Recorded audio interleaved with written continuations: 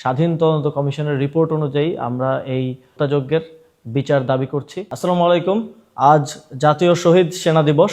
2009 সালের এই দিনে দেশি বিদেশি ষড়যন্ত্রের মাধ্যমে বাংলাদেশের দেশপ্রেমিক সেনা কর্মকর্তাদের এবং বাংলাদেশ সেনাবাহিনীকে দুর্বল করার উদ্দেশ্যে এক হত্যাযজ্ঞ চালানো হয়। রাজনৈতিক ক্ষমতা টিকিয়ে রাখার জন্য শেখ হাসিনার গ্রিন সিগন্যালে এবং শেখ ফজলুর তাপসের সমন্বয়ে এই হত্যাকাণ্ড চালানো হয়েছে বলে স্বাধীন তদন্ত কমিশনের প্রতিবেদনে উঠে এসেছে। তদন্ত কমিশনের তথ্য মতে সে সময় ভারত থেকে 921 জন বাংলাদেশে অনুপ্রবেশ করে, যার মধ্যে 67 জনের কোনো তথ্য পাওয়া যায়নি। এবং পরবর্তীতে এই ঘটনার বিচার হলেও আমরা মনে করি যে এক ধরনের দায়সারা বিচারের মাধ্যমে আসল কুশীলবদেরকে বাঁচিয়ে দেওয়া হয় এবং যারা রাজনৈতিক ক্ষমতা দীর্ঘায়িত করার জন্য, টিকিয়ে রাখার জন্য এই নৃশংস ঘটনা ঘটিয়েছিল তাদেরকে আড়াল করা হয়। বারবার তদন্ত কমিশন করে এই বিচারের সময়কে দীর্ঘায়িত না করে স্বাধীন তদন্ত কমিশনের রিপোর্ট অনুযায়ী আমরা এই হত্যাযজ্ঞের বিচার দাবি করছি।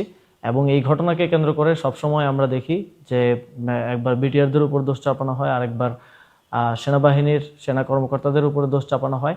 অথচ যারা এই ঘটনার মূলে রয়েছেন, যারা হুকুমের আসামি, যারা এই পরিকল্পনা এবং সমন্বয়ের দায়িত্বে ছিলেন বলে তদন্ত কমিশনের রিপোর্টে এসেছে, তাদেরকে সবসময় বাঁচিয়ে দেওয়া হয় এবং এই ঘটনার সাথে যে বিদেশি ষড়যন্ত্রের কথা সবসময় শোনা যায় সেটিকে এক আড়াল করে রাখা হয়।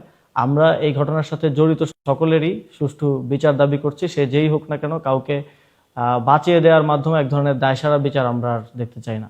এছাড়াও আর কেউ যেন কখনো রাজনৈতিক ক্ষমতাকে দীর্ঘায়িত করার জন্য বাংলাদেশের দেশপ্রেমিক সশস্ত্র বাহিনীকে ব্যবহার না করতে পারে এবং ব্যবহার করে এ ধরনের কোনো ঘটনা না ঘটাতে পারে, সে বিষয়ে সকলকে সচেতন দৃষ্টি রাখার আহ্বান জানাচ্ছি।